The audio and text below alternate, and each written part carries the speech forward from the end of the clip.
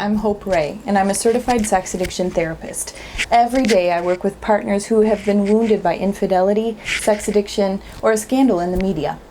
As recent scandals have sprung forward in the media, I thought it would be important to address something. I really want to bring clarity to an issue that I call stay shaming, and I'm seeing a lot of this. As these scandals have broken forth, a lot of scrutiny gets directed toward the partner who's been wounded by the infidelity. The scrutiny looks like this. Why would she stay after everything he did? Is she still going to stand by him? Or in the other case, it might be something like, I can't imagine that he would stay with his wife. I heard that she was texting or cheating on him at work. Why would he put up with those types of things?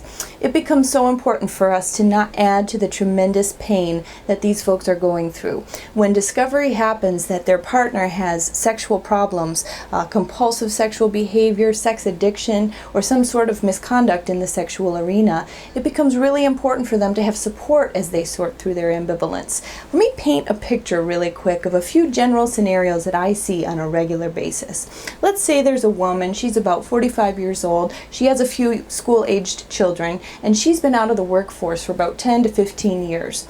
All of a sudden, boom, she realizes through discovery, say maybe Ashley Madison has been hacked, and now she realizes her husband was on that. In further searching, she's discovered secret emails that he had or online accounts that she was not aware of, and this whole thing springs forward, erupts like a volcano, and she's now aware that her husband has been cheating. Well, it's not the easiest thing in the midst of all of that traumatic pain and shock to just up and bring that caravan out of the house and move the kids and explain to everybody what you're doing. Sometimes folks are in too much pain to be able to think straight.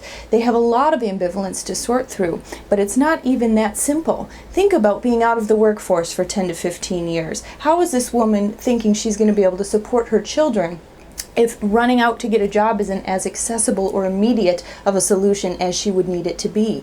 What is she going to tell her children? They're going to be so mad at mommy for leaving if they aren't going to understand the sexual nature of their father's issues. Of course, a mother in most cases wouldn't want to expose her children to that stuff. So there becomes so many complex situations for a parent or a partner who is a parent to think through, and a charting out of that course becomes really difficult. They need a lot of support. Let's look at another scenario. For instance, a woman, let's say she's in her 60s and she's been planning for retirement. Here she is all set with her 401k. Maybe they have a lake house somewhere, and this is where the grandkids come to visit, or this is where all the holidays are hosted for years and years. Maybe these two were high school sweethearts. They've been together for decades and decades, and they've weathered many storms together. But now she discovers that he's a sex addict. He's been keeping this from her for many years. All of the infidelities and cheating, of course, is a devastating news and reality check.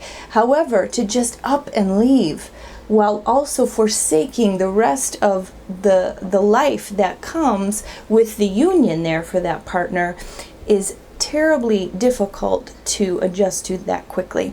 And so sometimes partners really need a chance to think about staying, a chance to think about leaving, weighing out their options, and allowing themselves to properly detach emotionally from the person who's wounded them. Just because cheating took place does not necessarily mean that one's heart becomes detached and devoid of investment in that person. There may be a lot of pain and a lot of heartache, but it doesn't mean that the relationship is just evaporating into thin air. We as onlookers have to be very supportive. They're already in enough pain. We don't need to stay shame or create a stigma that would allow them to feel as if they can't share openly their feelings of ambivalence. So wanted to share that with you, bring some clarity to the issue. I hope you can share this video with anyone you know is hurting. And thank you for listening.